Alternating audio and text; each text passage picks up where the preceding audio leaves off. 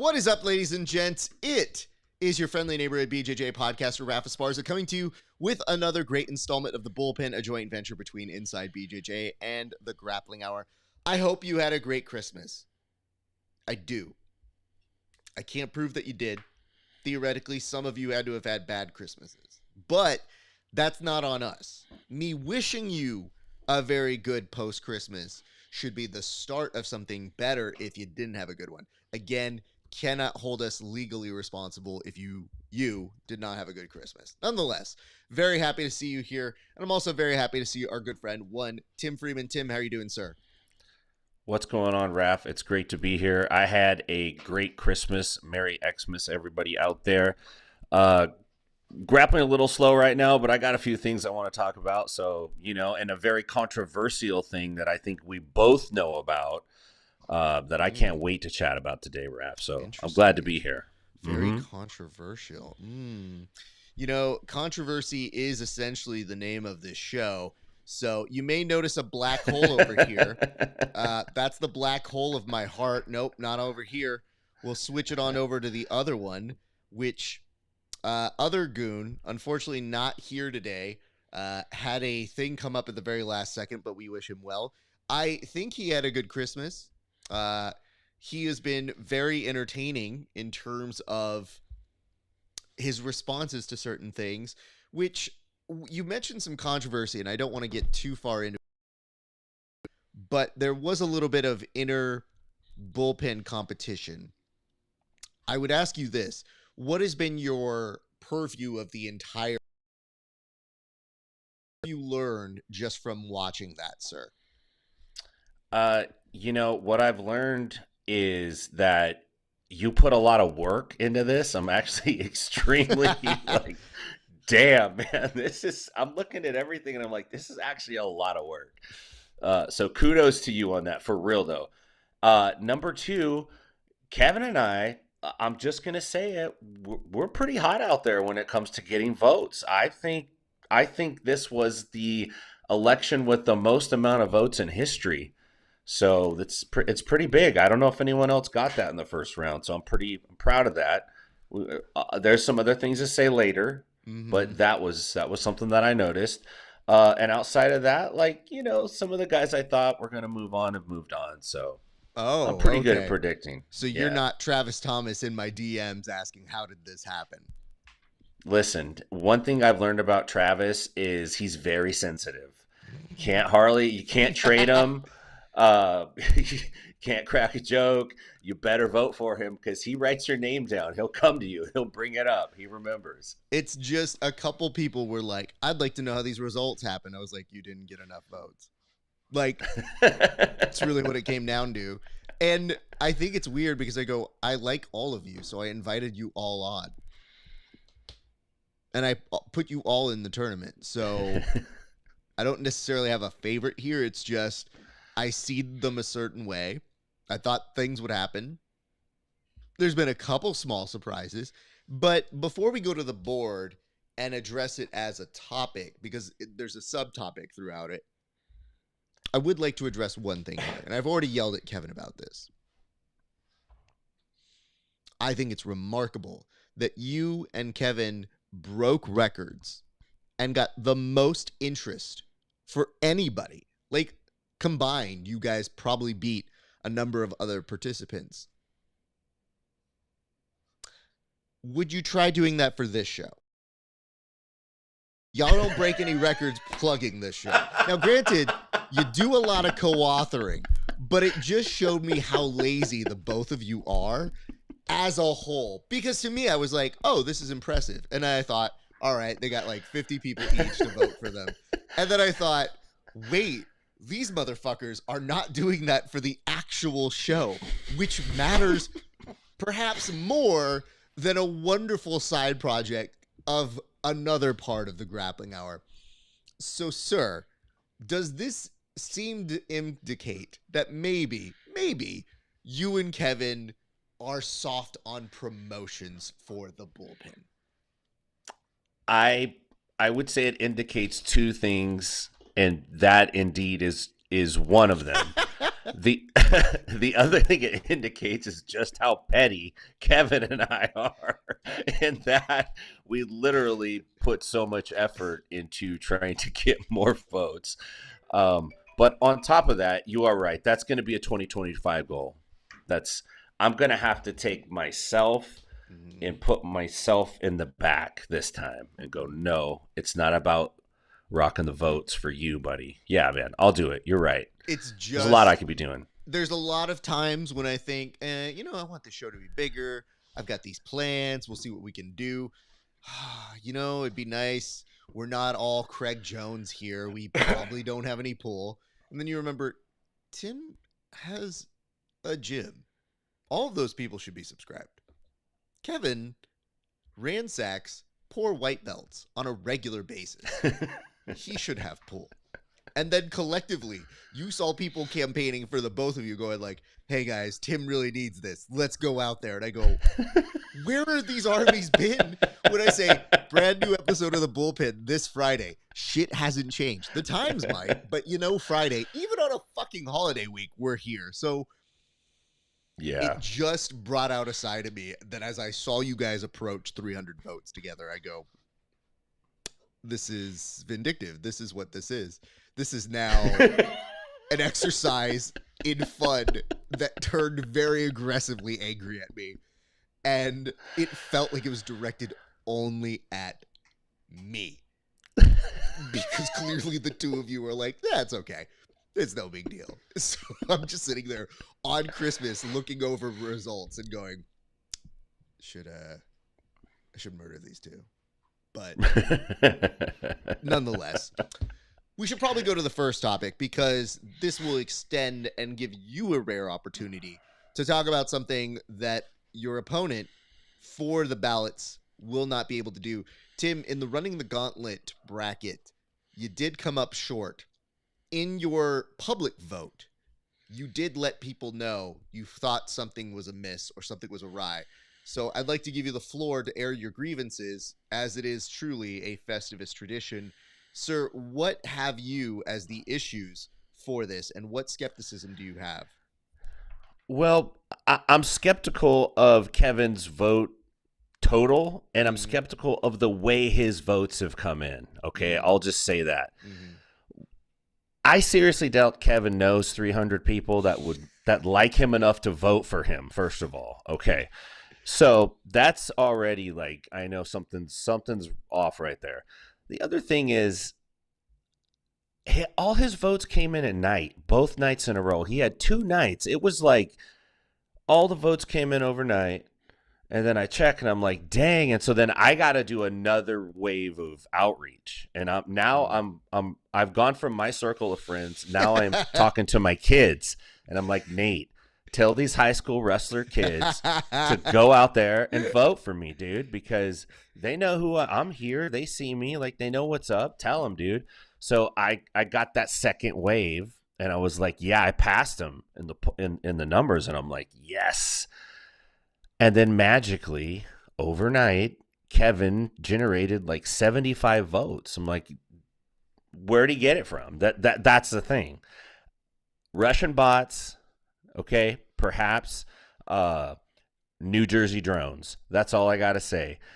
Kevin generated those votes from somewhere. I got the My Pillow guy looking into it, but I'm going to support him, but I just have to say this to Elijah Dorsey, who's going up against him in the next round.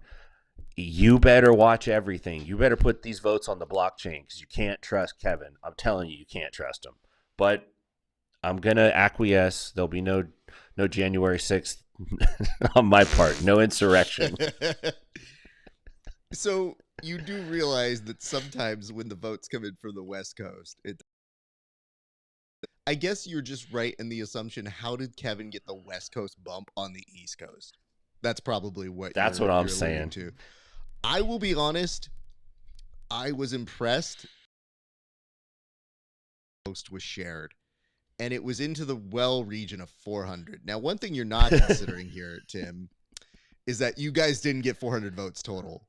So that meant that it was sent to more people than voted, which checks out 100%. and that includes group chats. But number two, Kevin did bring up a very good point, which was that, hey man, I don't know if Tim realizes this, but I sent that out to a lot of people, and I think it ended up working towards Tim's favor at a certain point because my enemies grew stronger and realized, oh, I should vote against him. And then my friends realized I should vote against him as well. So some of them did backfire in his face when he goes, how did Tim go up? Wait, I literally just sent this to 20 people, and Tim got more of those votes. How did that happen? So I think both of you learned some valuable lessons. Let me say this. And it says, Kevin got his vote from the ladies at Cheetah's, Spearmint Rhino, and the Gold Club. You know, I got to say, the Gold Club is a new one. Cheetah's and Spearmint Rhino, those definitely stick out. And it says all night folk. I mean, Kevin does stay up late for whatever reasons. Unclear. But, Tim, so how do you see this playing out right now? We have some finalists, semifinalists that are going to be announced very soon. But from your perspective, who do you expect to see in the Final Four? Let me look at what the bracket's at right now. Let me see here, because I think we had the bracket up last week. We did, and I could pull it up, but that just seems like more work. So no, I got it right here. I got it right here. Okay, so Dorsey beat Wojcik, which I was a little surprised at that because I figured, you know, Chris is like an internet guy, you know, he blogs and he's just a guy. I think he's a bunch of people that follow him want to vote for him, but maybe not. Totally shocking and a debacle that Kevin Sherrill moved past Tim Freeman, but we already talked about that. What happened with Fernando Padilla and Cam Hurd? I think I picked Hurd to slide forward. So Cam did go, and Cam campaigned fairly aggressively. So that was impressive. I would say this, though. Fernando Padilla definitely is a UFC fighter that's awesome. I just didn't know what it was going to come down to. Cam shook him down 85% to 15. Wow. I think I would say my final four predictions is we're probably going to see the Jovkij BJJ dude in the final four. I believe he moved on. He beat Happy Rolling in his first part. And then I think we're going to see Paul Ardilla because nobody's going to – eventually he's going to turn to lawfare and nobody's going to be able to beat him in the election. So I think he's a strong candidate. I think Kevin Sherrill is like a young John Kerry. I think we're going to see him move forward. Oh, wow. He'll probably always just be a VP. But, yeah, I think we'll see those guys. Probably Jovkij is going to win this. Probably. That'd be my bet. Okay, good to know. So I am glad that we had you guys do that. It was a good experiment. I think you mentioned some surprises. I'm still surprised on a regular basis by this because even though I put these out, you know, you could very quickly understand who this really mattered to. And I would say this, I think Kevin is in real danger of getting eliminated here, and I'm not sure he's ready for that. So I think that you need to be ready to console him should he not beat Elijah Dorsey here in this next round. Yeah. Well, you know, I don't know if I'm at that level yet. I don't think if I have that much grace to give to Kevin right now, I'm still hurting from my own wounds of being cheated. The reason I say this, Tim, is because of the following. It will be that the people who got the go forward in 2 seconds. So the part of me that was kind of like seeing Kevin go, I think I'm not winning this one. He's just kind of given in. Like, this is a dude who's losing on points, and there's 30 seconds, and just kind of is accepting his fate. And right. He's not going as aggressively at Elijah as he did against you. So it is a particular thing to find here. So anyway, I would say this. Let's go ahead and move on to our next topic, which is, and this is one that you brought up, and I'm not quite sure where exactly we are going on this. But you mentioned here that Gordon Ryan has a giant trophy background, little furniture fixture, a trophy case, if you would. And you ask the question, what is he missing here? So I'll go ahead and let you kind of introduce your thoughts on this topic and what exactly we are bringing up on this one. Well, I mean, I think you can go about it two ways. I did see this image of him. I think it was on Instagram. I think I may have seen a real image, and then I think I may have seen like an AI generated image, because some of it kind of looked AI-ish to me, to be honest with you. But I was looking at all these trophies, and I'm like, man, this guy has accomplished so much, but there still feels like there's something about him that he's like, I'm not completed yet. I'm like looking at those trophies and all these, like, man, what trophy could we give him that would complete his collection, that would just, you would look at it and you'd be like, now it's complete? Like, what would that trophy be? So I wanted to throw that question out there to the gang and see, like, okay, maybe it's something serious, maybe it's something satirical. Of course, I'm not coming at this stuff from a super serious standpoint, but that was pretty much how I was looking at it. Does that make sense? Yeah, I want to take it seriously. I feel like he'll never win an NBA championship, a Super Bowl ring, a Stanley Cup. I feel I'm pretty secure on those. A World Cup. And you know what's great is, the weird part about this trophy case is it's very impressive, but it does get weird that when you start coming up with what doesn't Gordon have, that you can already hear him in your head explaining why it doesn't matter.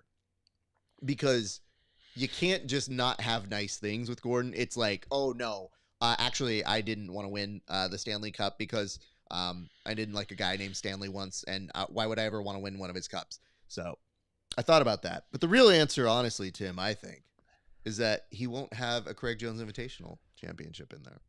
And honestly, that's a good one. The one thing that is missing from there that will probably exceed ADCC very, very soon, I would tell you this. The reason I bring that one in particular up is because of this reason, Tim.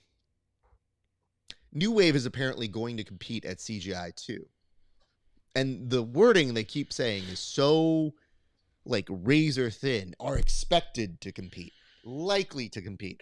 I realize you weren't necessarily on last week's episode where you got to explain your thoughts. So I want to give you a few minutes to talk about your thoughts on CJI. What were your thoughts when they made that announcement?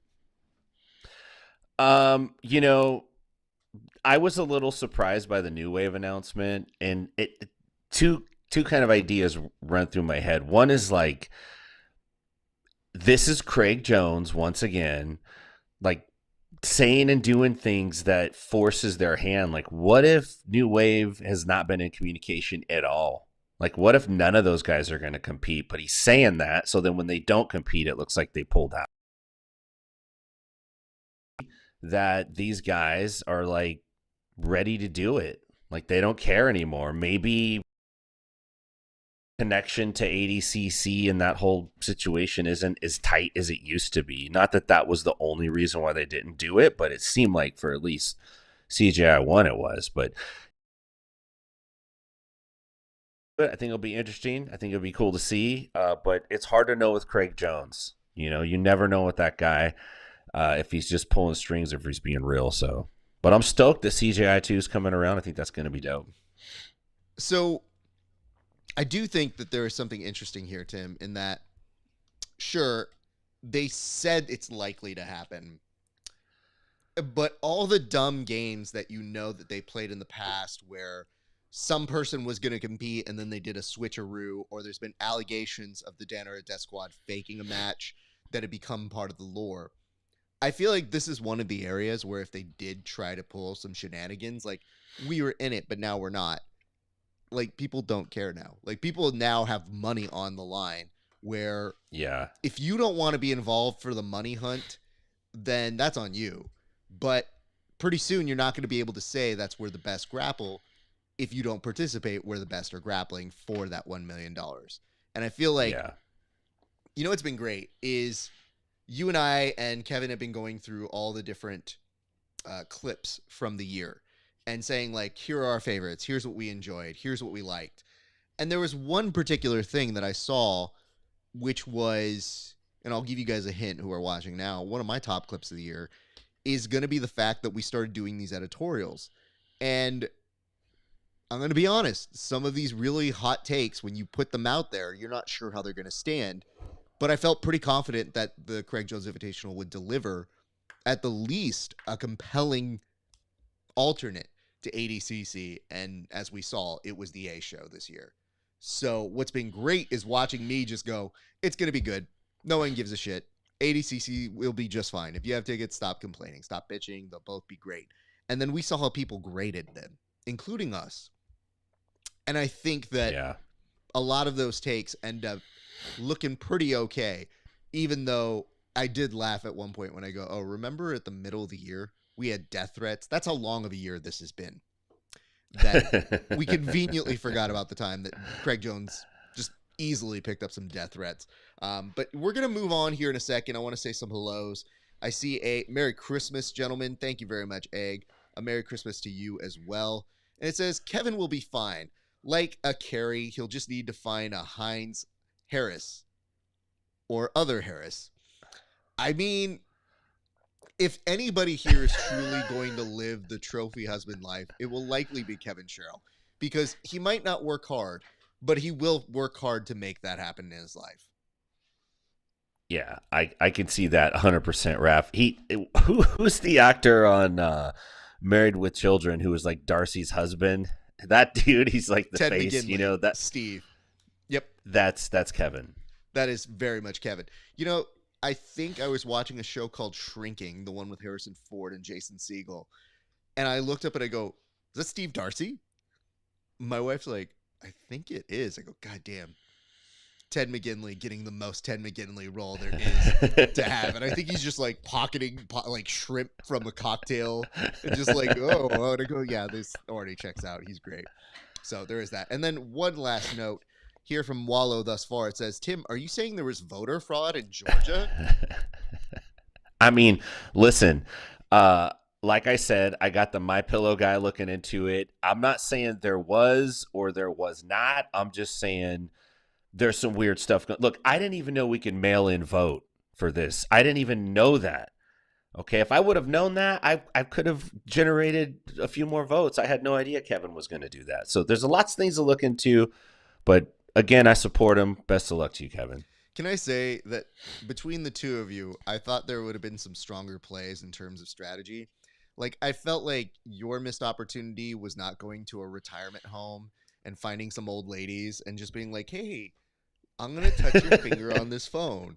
It has no bearings. It's actually going to get you more Medicare. Love that Medicare. Yay. Thank you. I have to go. Yeah, I'm not your son.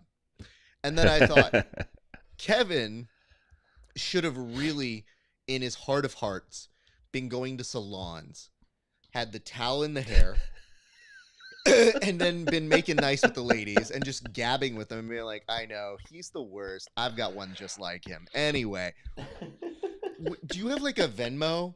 Oh my God, can you Venmo? Oh my God, I accidentally voted.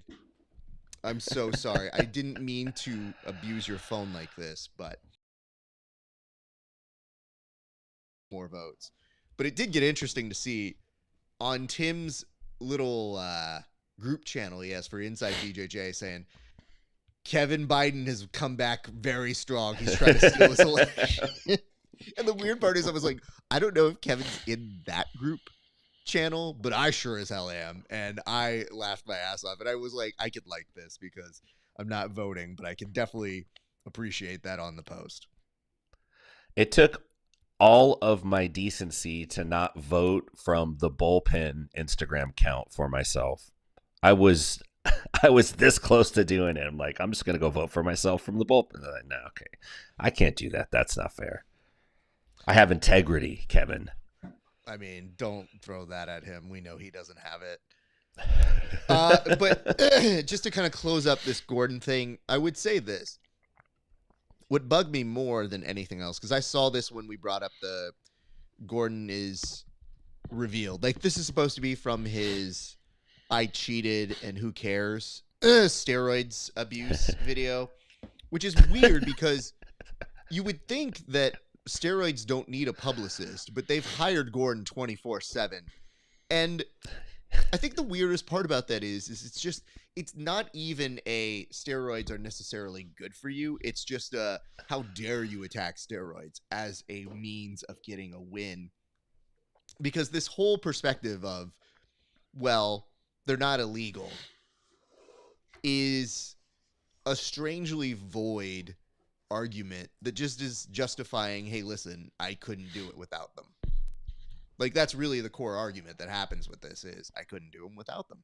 And if that's the case, you try to make the argument, I was beating these people before steroids, and then suddenly I just needed to do them for some reason. I don't know why. So it's a very strange and dumb argument.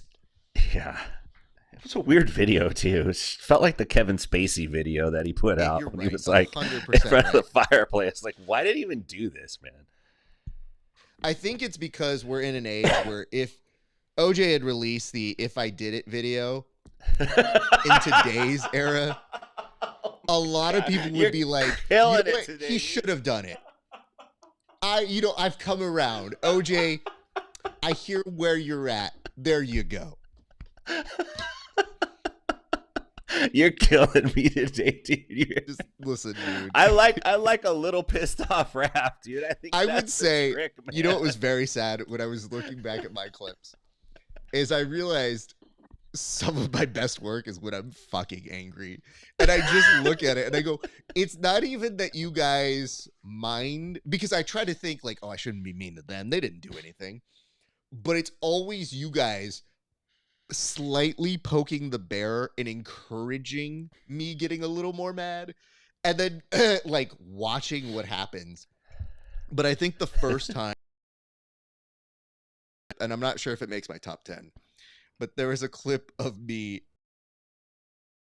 or inevitably a lot of stress is happening, and I'm not sure if you guys realized if the response I had to an audience member that was in the comment section was me being stressed or comedic. And I gotta say, it's more comedic than it was angry, but it sure could have looked like it fooled both of you.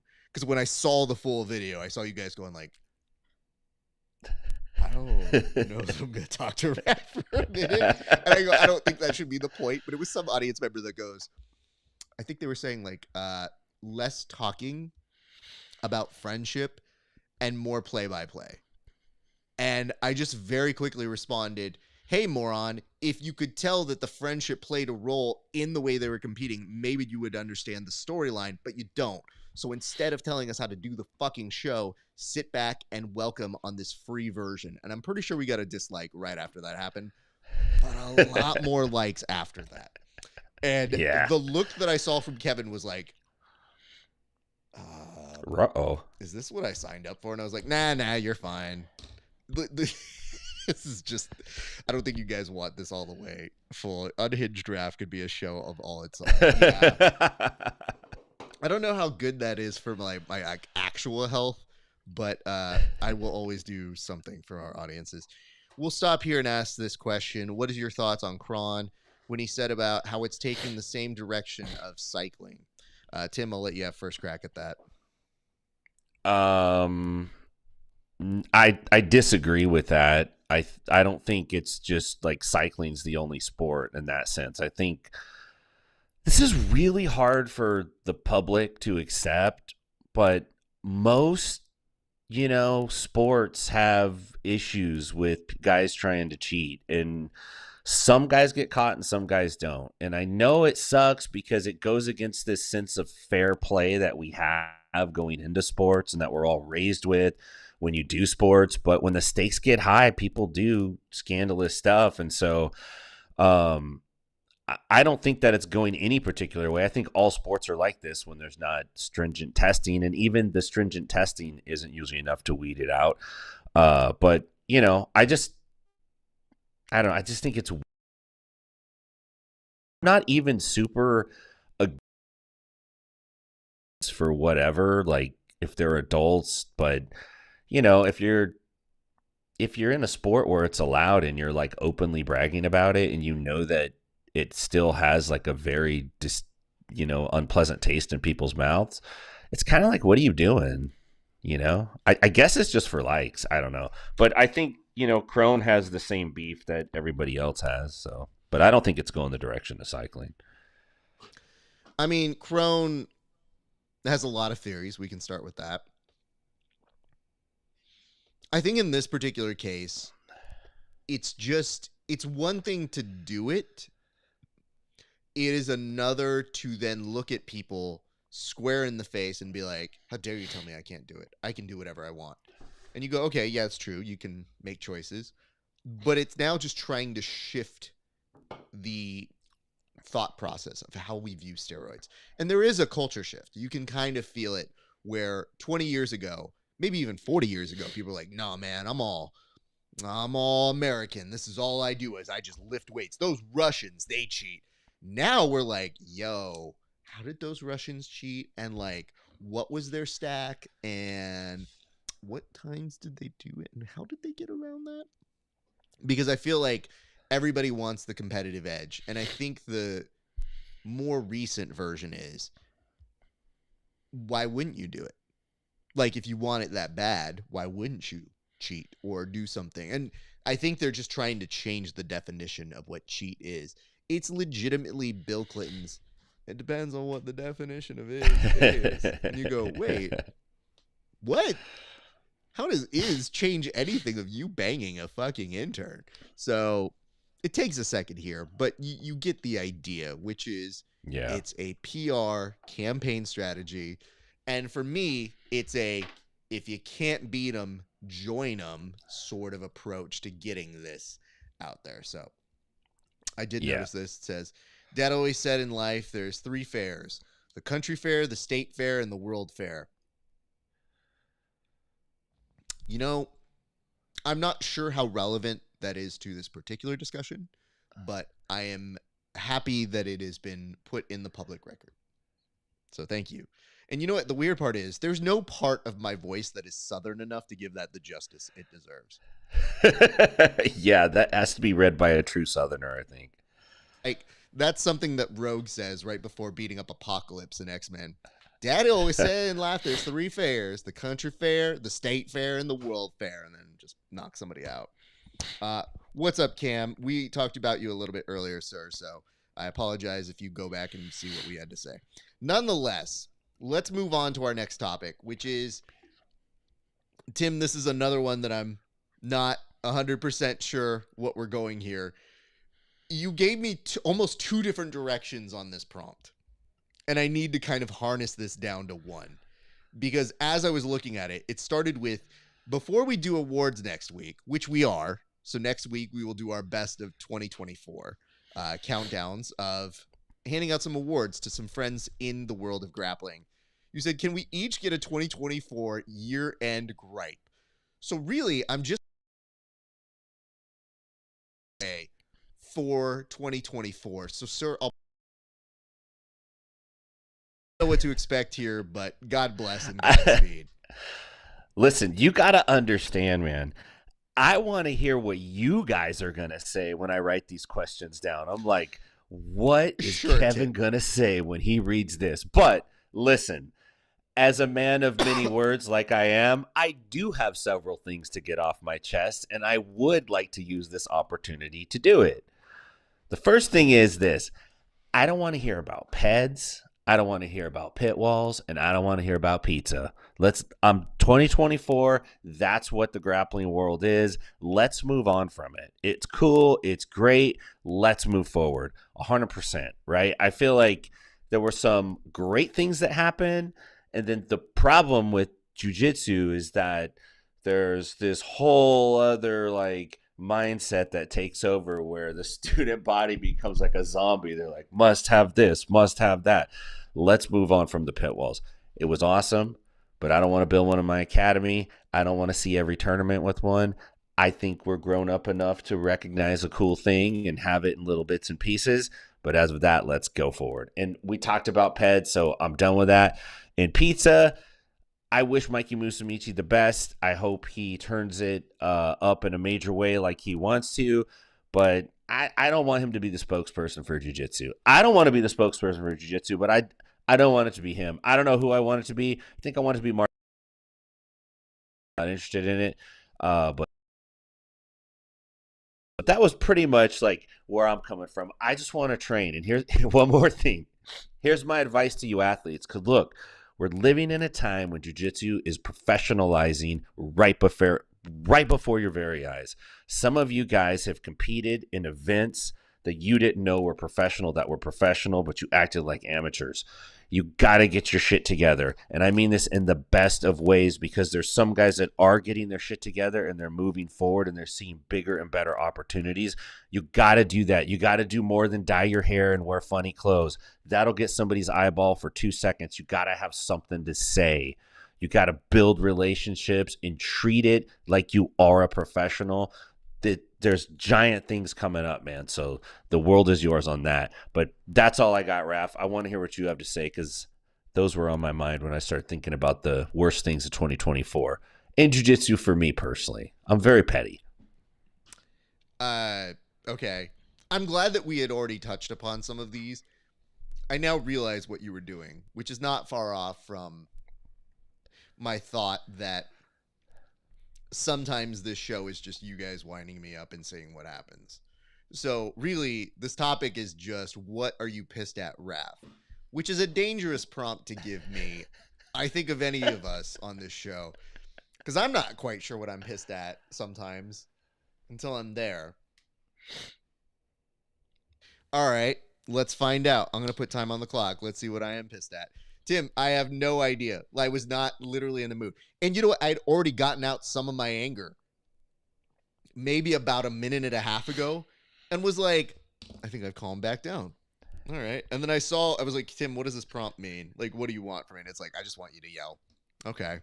Well, let's see how this goes. Time on clock. Boom. All right.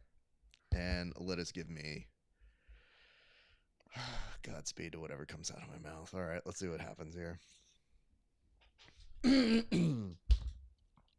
Well, thanks, guys. 2024 has been an incredible year for jiu-jitsu. There's been great success, and for that, I'm pretty happy. But of course, I have my feelings and I have my thoughts, and I think that some things could be improved. What could be improved, or what did we learn from this year? Well, first off, we learned that people will bitch about grappling no matter what. And you know what's weird is, we don't have a unified rule set. We don't even agree sometimes, gi or no gi.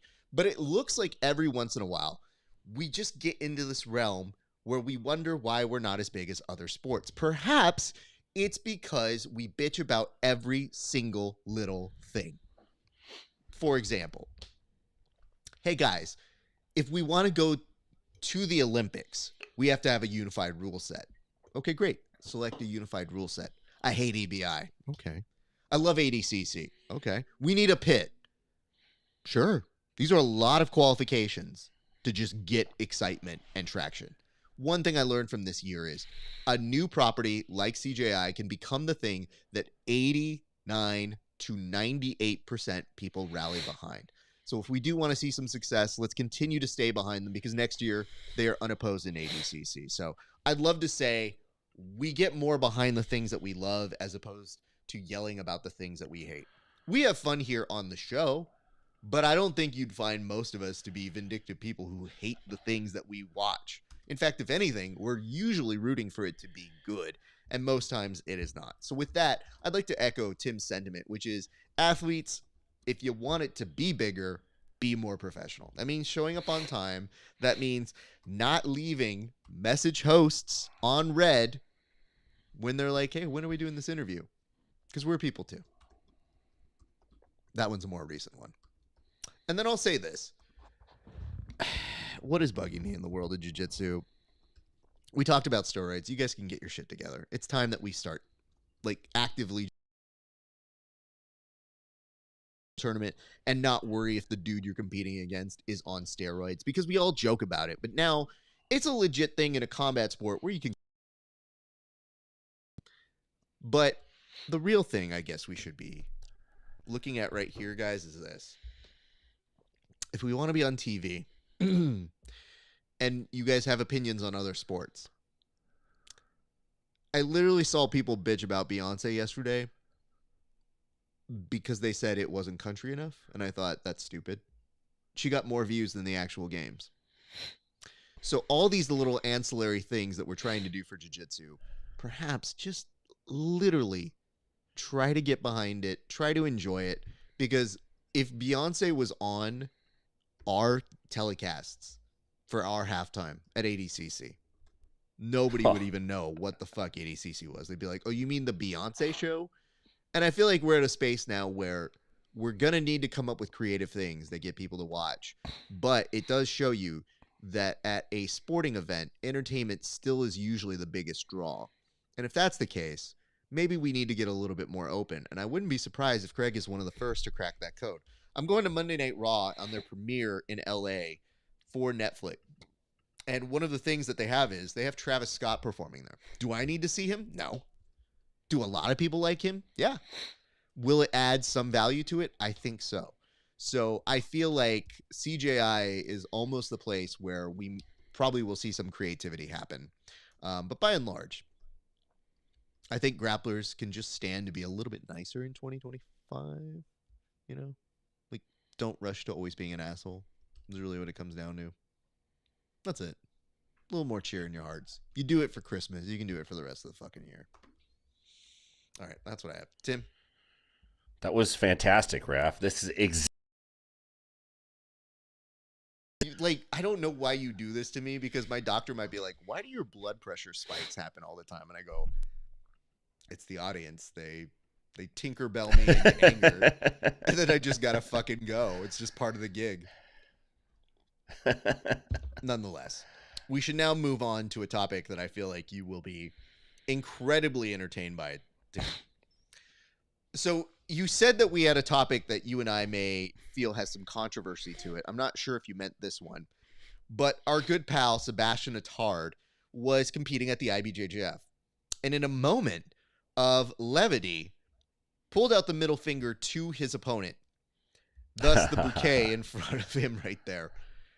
And the IBJJ-F said, yeah, you're banned for a year. Tim, I'd like to get your response to figuring out if that is the appropriate punishment for what he has referred to as a cheeky moment. First of all, I didn't know that. When I read the byline, it just said that IBJJF Sebastian Attard's been suspended for a year, and I thought, oh, he got popped doing steroids. Like, sure. I don't know. This is what I thought, right? He flipped somebody off and they banned him? Yep. What? Okay. This is also going to my gripe list. The IBJJF needs to stop announcing who's been suspended, because literally nobody cares. Like, it's like they've been set free. Like, nobody goes like, oh man, I can't compete for IBJJF anymore. Damn. They're like, just now I don't have to make an excuse. I'm like, I'm banned. I won't be there, homie. Sorry. I'll be doing nogi. Dude, that's wild, man. I've seen a lot worse than that in an IBJJF tournament from athletes. And I think, man,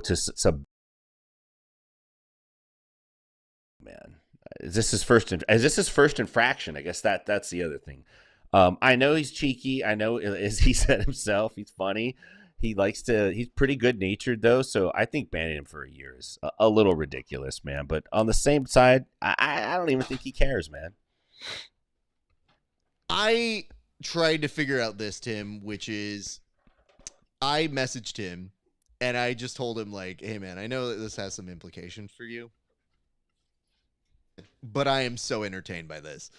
And he's like, yeah, I mean, it is pretty funny. And I go, honestly, they freed you. Like, I don't know if you understand, but like, this is a great calling card. Like, if I'm you, I'm running with it. And, I thought I was going to do something funny here, Tim.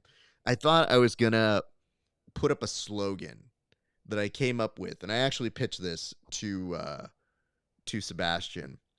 But I feel like if I put it up, it may not go well. I don't know if it docks us on the internet or whatever. But I'll just say it out loud because I feel like that's somewhat better. But I did pitch Sebastian a T-shirt that he could make. Because I was like, you should make some merch off of this. Went back and forth, and I go, nope, I got it. And he goes, what do you mean? I go, I literally just had it come to me. And he's like, okay, what is the prompt? I go, well, before I tell it to you, you have to tell me we split fucking profits if that's the case. And he goes, okay. Well, if it's that good, what is it? I go, I've been jiu-jitsu fucked. And he was like, fuck, dude. And he told me, he's like, yo, if I do make that shit, he goes, I will 100% split it with you. And I said, that's fine. Just let me know if you're going to take it, because I'm not saying I'm going to make it, but I'm not saying I'm not. So just the thought of wearing a shirt that comes down, I been jiu-jitsu fucked. That'd be great. I'm just saying. Because, I mean, listen, dude, you made a very nice pronouncement of saying it gets old seeing who is, like, getting more attention for getting banned by the IBJJF than winning it. And it's very strange because maybe there's just a group of people who don't like them. But I told him, I was like, dude, you know how weird it is that a few years ago, the IBJJF stopped credentialing freelancers, which essentially means if you don't have a major publication that you work for. I was like, well, I do independent, so I'm a freelancer. And they're like, yeah, sorry, we don't have any room. I go, okay, well, I would like to cover it. And I'm one of a handful of people who do cover it on a regular basis. Yeah, but no. So a couple of years later, I put up this post and I said, hey, guys, if they don't want to go out for you as freelancers, and I feel you guys as photographers, some of this is a source of income. It's not fair. I don't love it. There are other places to go, because the same thing happened to me. And somebody from the IBJJF got in the comments and was like, how dare you say this? And I go, what the fuck, dude? They're like, that's not even true. You literally have still the notes that say we just. And you go, okay, well, can you tell me anybody else who's doing as many interviews or as many photos or coverage? Like, I'm happy to do it, but you guys won't allow interviews, and now you do them yourselves, and they're not that good. But I guess what I'm saying to you is all the little things that I was pitching years ago, I was like, hey, it'd be cool if you did this. I just said on my thing, like, hey, guys, it's kind of weird that they do this. And if they're not going to treat you right, just believe in yourself and go somewhere else. And they're like, how dare you say this? And I go, what the fuck, dude? Get out of my comments, because I'm literally just telling someone, go somewhere else. And I still support your goddamn thing. Like, don't make it hard to like you is really what it comes down to. And that is where I feel like it is me seeing somebody like this and you go, a year? I mean, I get the part in there that says, all right, obscene gestures, keep the respect going. It just feels like a very dumb thing to have done to somebody. You know what? If I was him, I would just double down and go, fuck it, ban me for life. Like, then I could be the guy that IBJJF's been banned for life. You know, banned in the IBJJF. Why not run with it, man? This is what I should do. I should hit up the kid and tell him, because he's a pro wrestling fan, I should hit up Sebastian and tell him to go the Stone Cold route. Like, 100% middle fingers up. That becomes his 316 moment. Oh, beautiful. Yeah, that's what we're going to do. I see Brian sent us a note that says, TBF, Marigali trailblazed, getting DQ'd for the finger at Worlds, another win for New Wave. I did forget about that one, dude. That's been a minute. Thank you for that. Stroll down memory lane. Jesus. It feels like 20 years ago. Thank you, Brian. We're going to move on here now to another topic, Tim. I think it's time that we set the record straight. Xmas came and went, and it makes me realize sometimes when you get certain gifts, you think, man, I wish I got this, or I wish I got that. And that prompted me to wonder, what are the best gifts for grapplers so that maybe next year you can get what you wanted instead of some socks, which, thank you, they're lovely. I'm just saying, you know, how about the real gifts? Tim, I come to you. Yeah. Well, I got a couple ideas for gifts for grapplers. One is a gift. To be honest, I'll use both these gifts 100%. But the first one is specially made for guys like me. I'm talking about guys that have more hair on their back and their chests than they do on their head. And guys who basically are sweating on the way to class. Like, they haven't even got on the mats yet. They haven't even done the warm-ups. They already got, like, people drink pre-workout. They have pre-sweat. they're ready to shash guard. And you might ask, what's a shash guard? A shash guard, chamois material, tight fitted as a rash guard to keep you dry. The biggest problem I have is I sweat like Fat Elvis, and it becomes a serious problem, mostly to my partners. I don't mind. I find it to be very freeing, and it's like taking a shower from the inside out. I really appreciate that and enjoy it. But the shash guard could save you getting ostracized in your gym as being the hairy, sweaty guy. You know, a gym has, and there's more coming, by the way. I've been finding more dudes like me, so I'd like to see that. The other thing is this, man. I want to see custom made excuse cards for grapplers, right? So this is like a card they can pull out. It goes like, I had too much pre-workout and I'm jittery, bro. They just put it back in. And then they pull another one out. I lifted heavy this morning, bro. I'm so sore, man. I can't even fucking move, dog. I just got over pneumonia. Sorry, bro. I can't do it. Like, and maybe you should be able to. You could use them, but you have to give them away, right? And then they're gone. You can't use that excuse again. Tim, those are my 2024 best gifts for grapplers. I don't know that I expected to end the year with you becoming the world's best worst salesman. Like, some of these ideas are pretty much gold, but you're just coming out here. I'm not sure that it's the pitch that's killing it, but you going like, how about you guys, what do you think about some rash guards, but they're for the hairy people? You guys like those? I got 4 of them. I haven't sold any of them yet, but I think they'll go great with you guys. And then I got some cards I wrote. It's one that says, "You're welcome for the syphilis." What do you think about that? Yeah? You want to hand those to one of your buddies? I got 15 if you guys want them. Let me see what I can do here, because I don't know that I have anything better than just Tim's. Because you know what the worst part is? As you pitched them, I said, "Oh, Tim's probably missing his real calling in jiu-jitsu. You should be just making products." And then as you were explaining them, I go, "Oh, this is progressively getting worse with the explanation." He had me at the pitch and then progressively lost me as he was explaining it out. Nonetheless, I think some good stuff for grapplers is as follows. All right, so if I am a person looking to get a gift for Christmas, I think a few things. First off, I'm always wondering, like, what is it that you wish you had? Gis are cool. Rash guards are cool. I think what you can do is, maybe if you really want to get someone something special, you get them some open mat fees. Like, good for dropping into one open mat. Now, some of you guys are like, I never pay an open mat fee, which, by the way, rude. But then some of you are like, have you seen what it costs to go to AOJ? Like, that is the cost of the gi for some places.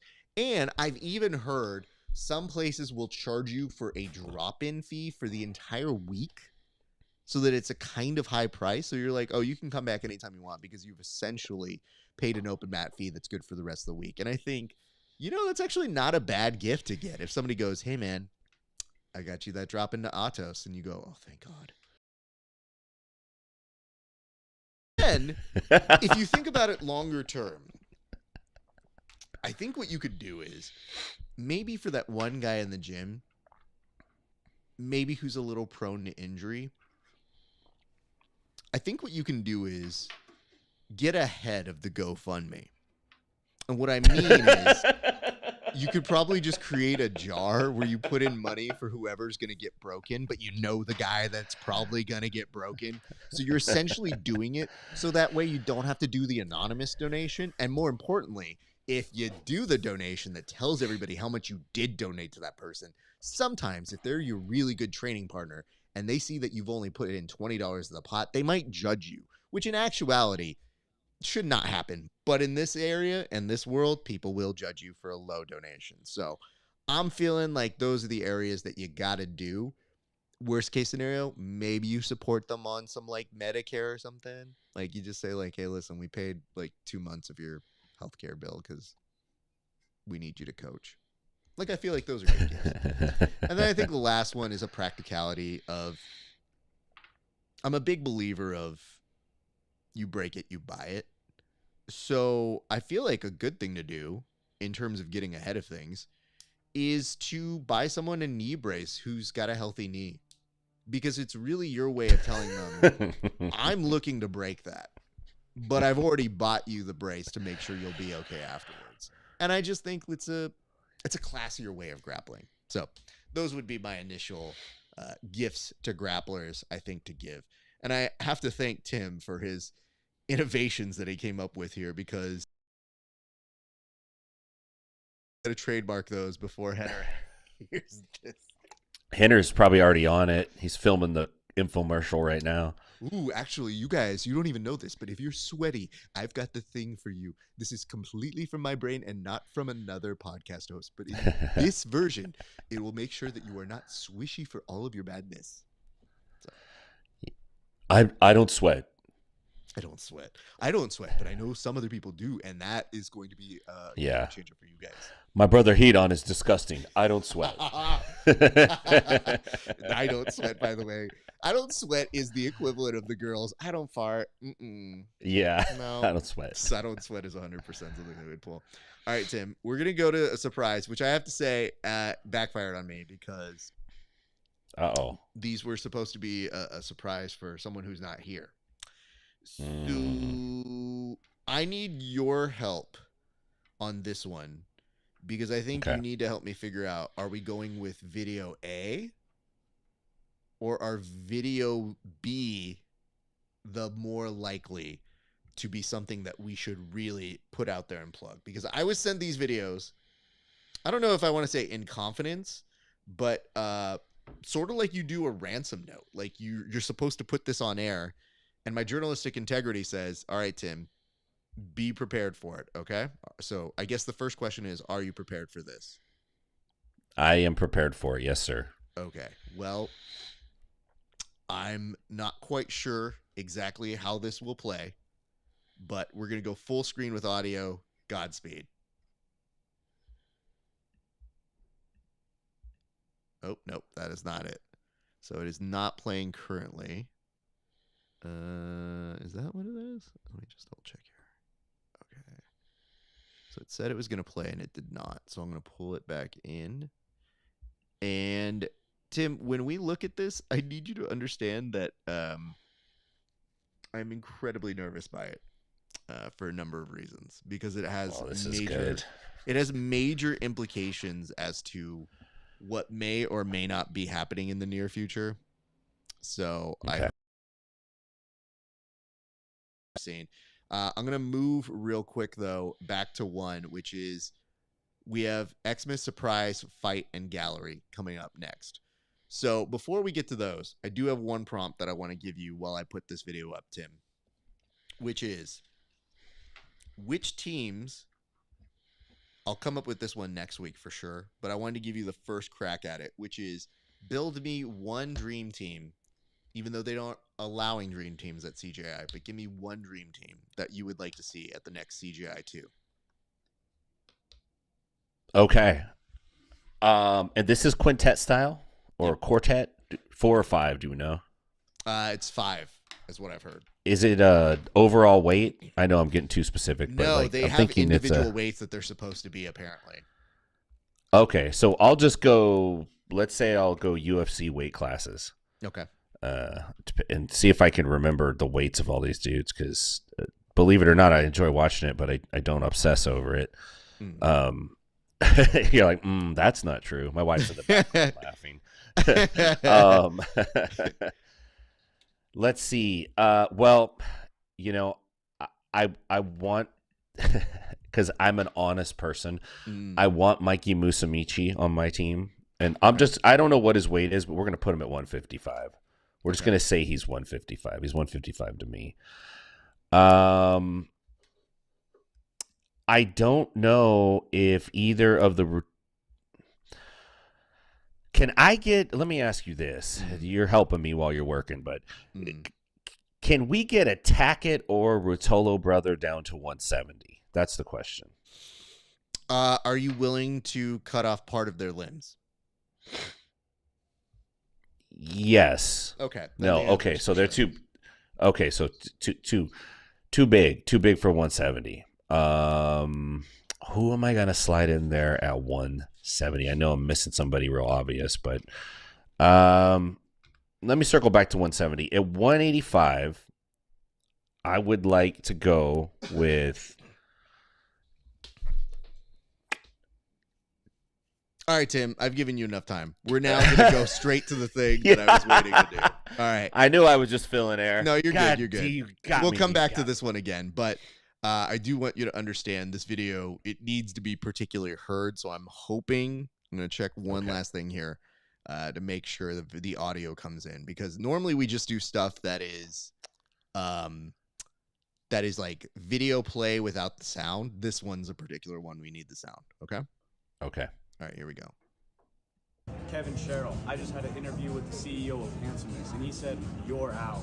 I'm willing to put the crown on the line in a grappling match. Me versus you. Thank you. Sorry about that. KEVIN SHERRILL, I just had an interview with the CEO of Handsomeness, and they said you're out. Now I'm willing to put the crown on the line in a grappling match. Me versus you. Stop ducking me.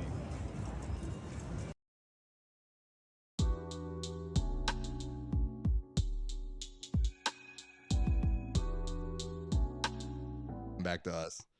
All right. So you have thoughts. Go ahead and share your first, sir. This is young Ben, am I right? Yep. Okay. Two versions of the same jackass, basically, is what we're seeing. Sure. I like the first video because that is like the aggressive young, I'm calling you out, I'm standing up, I'm posturing, I'm talking faster, I'm a little bit nervous, but I'm aggressive and I'm angry. The video B, he has moved past that in life. He now sits down when he does interviews. He's not going to stand up. He's got nothing to lose. Everyone already know he's video B is if he is the handsome title holder. Video A is like it's up for grabs. We've decided it's no longer you. We're not sure if it's me. We got to decide. Video B is it's already been decided. I am the most handsome. I'll put it up on the line for you, and I'm also getting a handsome sum of money to do this. Hence why I'm reading off of a script. But I like video B, but that's what I got for you. See, because video A is all about the, hey, I'm great, you can too. Today, I want to talk to you about this. When he sent it to me, I was driving and I almost fucking wrecked another car because I was like, what the fuck is this? And there's nothing funnier than saying, hey, I just talked with the CEO of Handsomeness. You're out. Because the line read is so perfectly infomercial out. That I said, I was like, what are you doing? Because he sent me this. The first text that happened was, hey, Raph, can I send you something? I'm working on something real serious right now. And I go, okay, sure. And then I read it and I look and I go, okay, we'll play the video. The video plays and I immediately see him being this character, which is, hey. And then I thought, you're in a black suit as well? Oh my God, this is perfect. But then the second one is more this guy, which is, hello, I have opportunity for you if you want now. Great. Meet me at this time and my demands. Yeah. So, I was digging that vibe. That was good. The response, we'll take this question, or not even question, but we'll put this comment up first, which is, dude is emo, not even in the handsome ballpark. Oh, wow. Which, Wallow. Spicy. I disagree, Wallow. I think you gotta pull that one back, sir. Yeah, man. That's that. Yeah, come on, Wallow. But how dare you? What are the implications here, Tim? Because this was not something you or I put up. And if anything, what prompted it was me putting it on my top list, which I thought was a funny moment. And now, this kid is coming out guns blazing to somebody that we've seen share a fucking vote 400 times in 20 group chats. What do you think he's going to do? Like, what exactly? Oh, no. Oh, no. He found his way on here, too. It says Kevin Duck Sherrill. This dude has been in the comment section the whole time waiting for this moment. So what are the implications here? And two, Tim, Kevin is not here right now. Does it not only affirm Ben's claim that he is a duck? I love you, Ben. This is why I said you were a jackass in both videos. Handsome Kevin Sherrill is a mean-spirited, petty individual. He will not let this slide. You already called him out in Las Vegas, and he was. I pulled him aside and I said, Kevin, do not hurt this child. We are here for work, not for you to hurt somebody. I know that you're jonesing to roll, and I know he called you out. I get it. I get the law of the streets, dog. I'm like you. But you got to let this one go. So he had mercy on you. But you've come back, and you've asked for more, not with one video, but with 2 videos, and you've invaded his comment section on a day he's not even in his own house. Ben, Kevin's going to come. He's going to bring all hell with him, man. He's going to have the Ardila brothers running behind him. He's going to have Ernesto with the dude. They're coming, dude. I don't know what's going to happen. I can't wait to watch it, though. Strong move by young Ben. You got my respect. I'm grabbing the Redenbacher, man, because it's popcorn time. Hold on. I'm just in the middle of planning out his funeral. I was like, putting out an image of him to put on a flyer. Anyway, we have the program ready. Yeah. Let me point this out. You do see that Tim is bringing up some good notes here, and these are very strong things to consider, but I'm all for it. Let me tell you why. Don't listen to anything Tim just said. You live your life. Talk to real one. Ref, right here. Okay, Tim says he's from the streets, but he hasn't been from the streets for a while. You know what I mean? Like, he's one of the ones that got out. He got the Jefferson kind of thing where living up duplexes in the sky. He's living a good life. I need you to be connected to the streets for this reason. 1, I want you to live in this character. 2, I want you to Goldilocks your way through this. You came into this man's house and said, nah, this one's too small. This one, not right. No, I'm not feeling it. Like, you came in here, I would have probably given you the 3rd host seat today because I didn't know Kevin was going to show up, but you're right. And when you're right, you're right. And right now you have pointed out that Kevin is not here.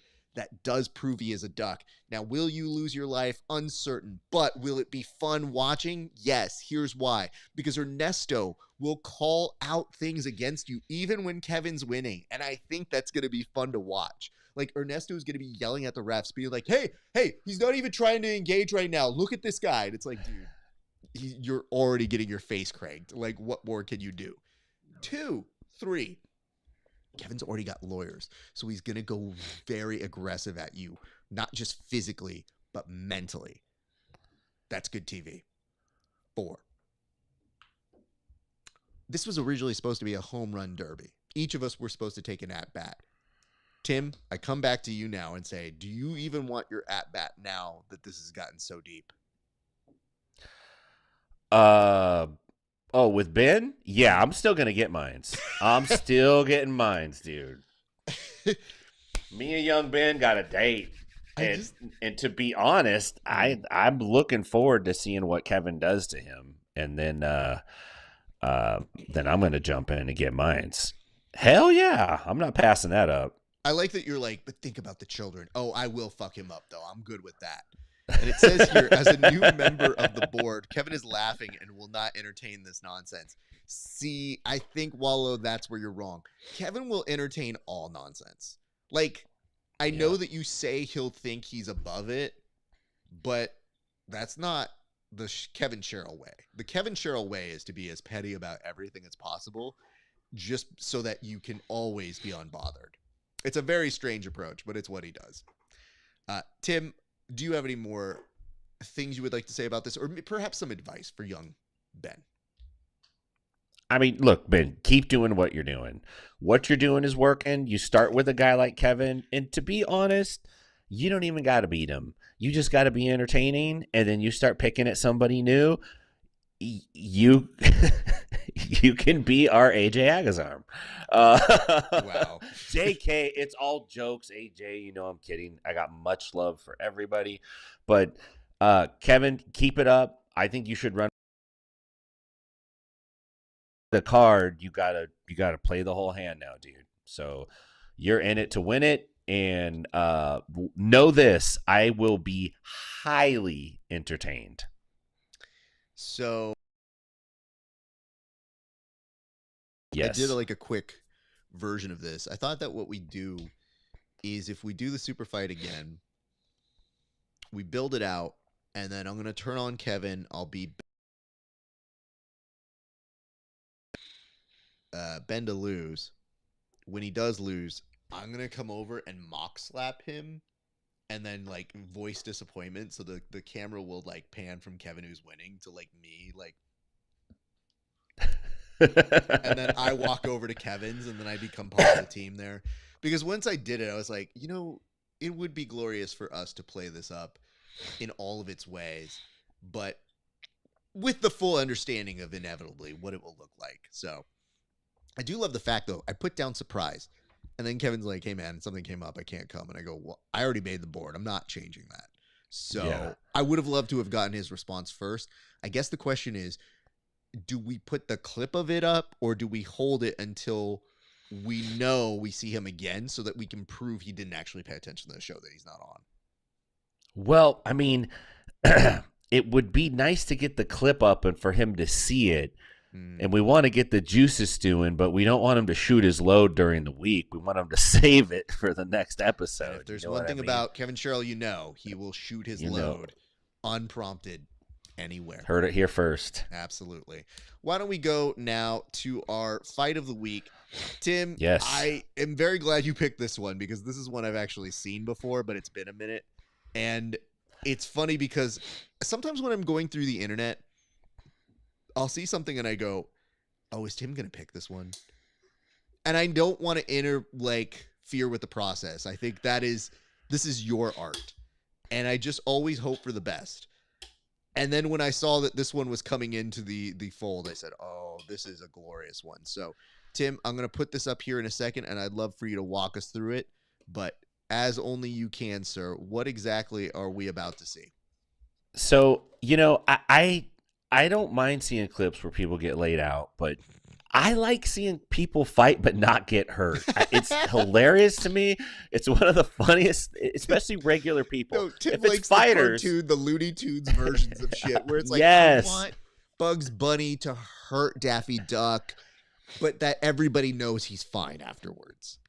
Yes, I like to see people like swing and fall and hurt themselves. I like to see people slip on banana peels. That's the funniest stuff because that's like life going, you think you're such a badass? You're not a badass. You can't even avoid a banana peel, dog.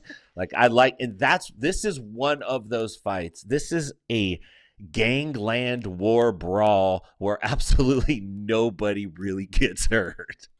Okay. Well, with that, why don't you walk us through this fight? I'll start to play it right now. This almost feels like an old-timey fight. So blue hat guy is throwing hands, and he's picking on this other gentleman, and he pushes him down. You sit over there. You got to sit in the red chairs. And now this other guy who's an Oakland A's fan is kind of laughing, and they're razzing him a little bit. But you could see hurt guy got up, and he's like, oh, hell no, not in my plaza. So he's hunting him down, and they're trying to hold blue hat guy back. And blue hat guy's like, I'm going to go away. And then little guy goes, here, have a beer before you go.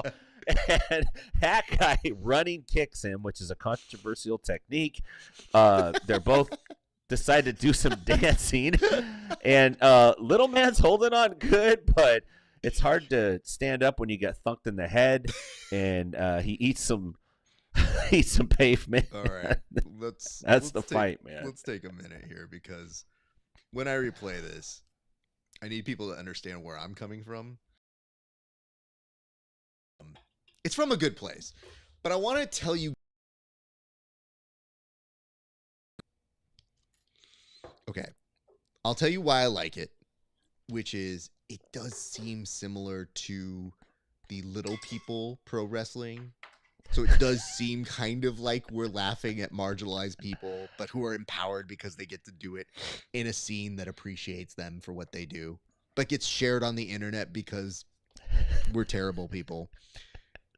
But what I was going to say originally before I watched it again was, who gave you scenes from my family? How dare you, sir? And then it made me realize how many of my family's clips could 100% be on this show now that I see this happening live and in real color. So let me go ahead and play it for you just to kind of give you my take on this one, but I'll walk you through my thoughts. First of all, the slap here, gangster. Because most people won't understand. This is the slap that lets people know, like, hey, bud, I'm serious about this. You need to chill the hell out. Okay? Fixed his hat first, too. Obviously, there's a beer on the floor. And not just any kind of beer, Tim, a 40, which tells you choices were made, and I don't think that's the only one that happened that night. But can we acknowledge the Dick Tracy car that's in the background, by the way? Because that's a hidden element to this whole thing that tells you everything you need to know about this family. Is that window missing? Yep. Do they still take it out and drive it? Most certainly. Does it have insurance on it? I'm sorry, what? Anyway, we move on now.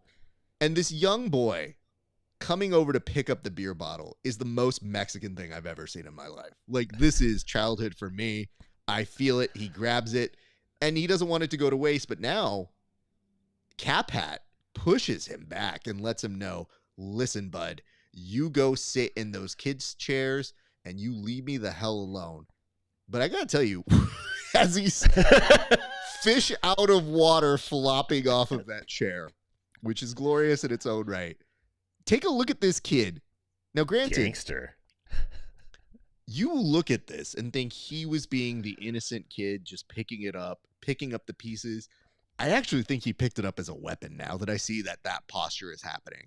That kid is ready to go. So A+ to him. Now, lines are drawn in the sand. Family members are choosing sides. And you see Cowboy. But of course, peace for long, as everybody has a side. And you think to yourself, all right, this is good. Wait, did you just throw that Coors Light at me, you dick? How dare you? And can we talk about how overflowed that trash can is? That trash can never stood a chance in this world. And yet, it's not going to go anywhere because, kick to the ass. That's great. He misses the mark. But now it's a Theo off, and it's a carne asada between two Theos who are very angry. Each other did not compliment how the asada turned out that night. Now, I got to tell you, I didn't think coming into this that Blue Hat was going to be such a kicker. I didn't have him pegged as that. But one strategy that we may be not utilizing as much as we should in the world of jiu-jitsu and MMA is the hold on to your opponent. Like, this dude might have fallen 12 times, but instead made it a point to grab onto the quote-unquote gi of his opponent just for his own posture. Like, dude, I'm going to fall. And then is taking some hits. Could probably drop Sayanagi this guy if he really wanted to, but I think is also struggling just to keep things standing. And if you guys want to see the next Jake Paul, Mike Tyson kind of fight, this is really it for Mexicans, honestly. So he's struggling. Curious George in the background took a hit for God knows what. He chucked the beer at the in that one. That was, you pointed out some the kid that picked up the bottle, and then I try to be quiet when you're talking, but he was just standing there like he turned into Wolverine or something. He was like another dude. He's like Los Lobo. He's like, he's ready, man. It's like, damn. You know what it is? It's the moment a kid watches their dad die in an action movie and is just like, my dad died. I will avenge his death. And you go, okay, great. And instead, you see the kid literally becoming a villain very quickly. That was great. Woo! Okay. So, Tim, let's kind of very quickly talk out what are we doing next week? Because this week obviously was our last official regular show of the year, which has been an incredible year, by the way. But next week we have some business to attend to. So what are we doing next week? So next week we are going to be handing out our awards. So we're going to have our awards for 2024. And I would say if you've watched this show before, you can expect some serious awards and maybe some not so serious awards and maybe some out of the blue awards. Who knows? I don't know. I don't know. I've never done this before. I've never done awards before, but that's what I would be expecting. So I think it's going to be a great time. I've been really looking forward to this show coming up. I am a huge awards guy. We've done awards in the past for other incarnations of my shows, but it's usually a nice way of acknowledging some people and then, you know, appropriately categorizing some less than great moments in jiu-jitsu, which I think needs to happen every once in a while. So you guys are really the trial process for this, because I was considering, I was like, do we do it end of the year? Do we do it during the Oscar season, like handing out awards there? So you guys are going to help us research, and I do know I want to. There is that. Here, Kevin will be here. Oh, he will. We will make sure of it. But I will tell you this. That's part of it. And you guys can catch every single day. We've been counting down our favorite moments of the year.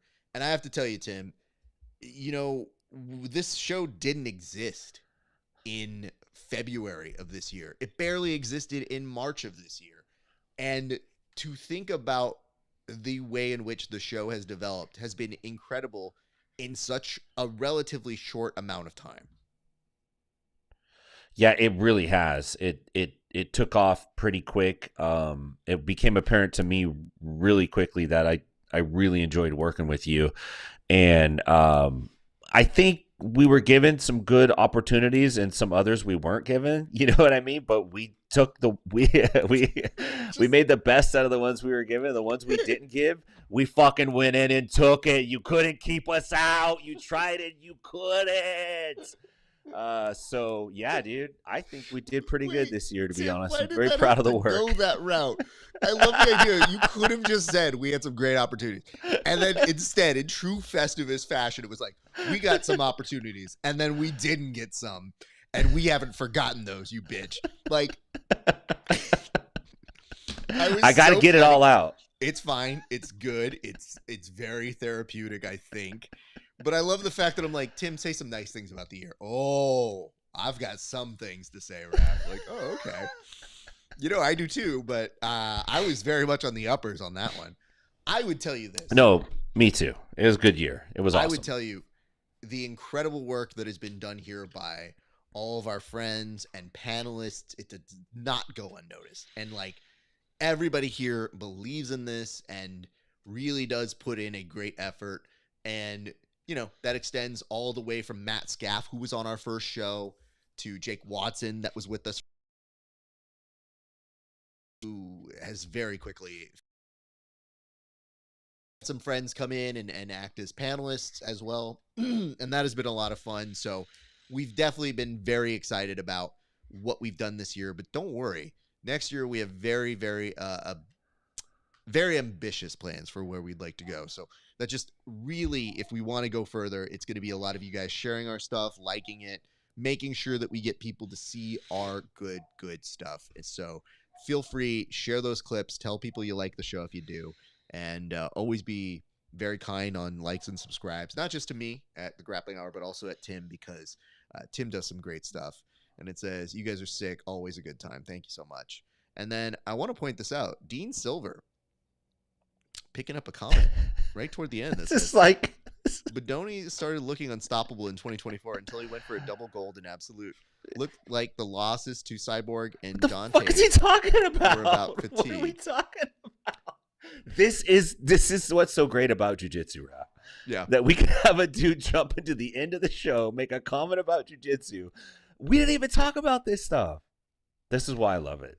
Well, okay, a couple things could happen here, Tim. Maybe he's watching the earlier part of the show where we were talking about steroids, Not that that would apply to anybody in that conversation. Okay, maybe. But the fact that it's toward the end of the show, as you and I are both like, it's been a great year, and somebody goes, yeah, about that. You know, Giancarlo's been looking a little soft, I think, lately. And you go, bro, I was ready to call it a day. But can I just say this, though? Even worse than that, it's the premeditated comment that somebody has coming in that has no relevance. You like know that they're in the shower. They're just like, man, Giancarlo's been looking real weak. I hope there's a show I can talk about this with. Oh, man. All right, let's see. Oh, these yahoos. What are they talking about today? Nah, fuck that. Hey, listen, Giancarlo, loser or not? Do we like him? Is he cool? Nah, fuck this guy. So, Dean, I could tell you this. Giancarlo's looked pretty solid, all things considered, and has won ADCC twice now. So I don't know how washed you can be. If you win ADCC twice, granted, asterisk year, womp womp, I still think Giancarlo would have done really well if CJI wasn't. Oh, yeah. Year. So hell yeah. I mean, respect to him. He's a really nice guy, and I do like him a lot. But yeah, he you is. Win it twice. I think at that point, you've gone to the mountain twice. You're just seeing what the view looks like, and you're just trying shit out at that point. So props to him. And the same thing with JT Torres. JT Torres has only won twice. Oh, the worst. Like, dude, JT Torres went out early, and yet still a beast. Like, cannot take that away from him. So just saying, win twice, you can do some fun stuff. But Dean, thank you very much for whatever that is, and we appreciate you. But yes, anyway, Tim, tell the people where they can find you, good sir. You can find me at InsideBJJ.com, Inside BJJ on all your social media platforms. If you're out in Nashville, come see me at 10th Planet Nashville. And if you're out in Stockton, go see our sister school, 10th Planet Stockton. It's been a great time catching up with you, Raf. I feel like I've run through a lot of great, funny things, and I feel like I really enjoyed Angry Raf coming out of the gate hot, dude. I should have sensed it. The mood was a little tense right in the beginning, and I was messing with my audio, and I'm like, I don't know, I need time. And you're just like, take your time. I'll be ready. It was great stuff, man. It's always good catching up with you, man. I mean, you guys say that now, but I feel like you're going to run into a time where it's not charming and entertaining. I think the weirdest part about it is a fine line of like, this is fun, Raf. And I go, I think so. I hope you guys don't take any of this too personally or seriously. So you hope that things go well. Tim, great work this year. Fantastic all around. You have made this incredibly, incredibly fun to do. And I've been very happy to have some other pals come in. And Kevin, wherever you are, you should have been here. Nonetheless, stuff comes up. We love you, buddy. Great work this week as well. Like, Kevin's a beast. He is a very good addition to the show. And I feel like now we have the show. So now that we have the show, we're going to continue to refine it, make things even better. And I'm very excited about the stuff that we have in store for 2025. Just to let you guys know, we mapped out a few goals for what we'd like to do in the next year. And a lot of that is going to be contingent on you guys sharing it, liking it, and as much as you can do that, give us the support. We're very excited about the Running the Gauntlet semifinals that'll be coming up. We'll be doing some episodes for that in the near future. You guys know, if you want to check us out, stuff. We have some killer interviews. Just got Hanato Canuto. We got Matt Mosh. We're about to do Valerie Wong, but we've gotten some major ones. I just interviewed with Brady Hong. I just did a one yesterday with Albert Morales, who was in the UFC and just won at the Up Next. And we also have Alan Sanchez. That's a great interview that we did as well. So we have so much content going, but that's really only happening for those who are Patreon members. You guys will see it free in a month, which womp womp, because you're poor.